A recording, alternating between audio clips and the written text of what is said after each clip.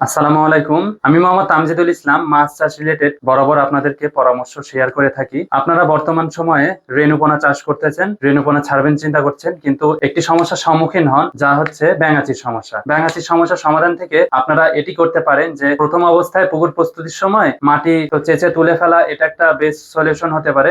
আরেকটা পদ্ধতি হলো, যদি আপনারা রেণুপোনা ছেড়েই দেন, সেক্ষেত্রে আপনারা কি করবেন?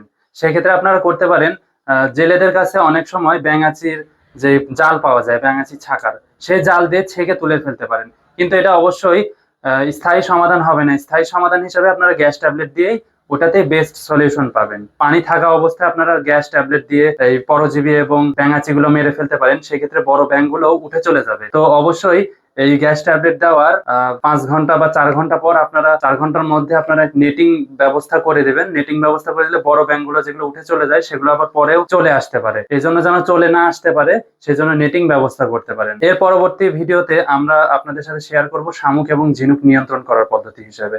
সবাই আমাদের ভিডিওতে লক্ষ্য রাখবেন। আসসালামু আলাইকুম।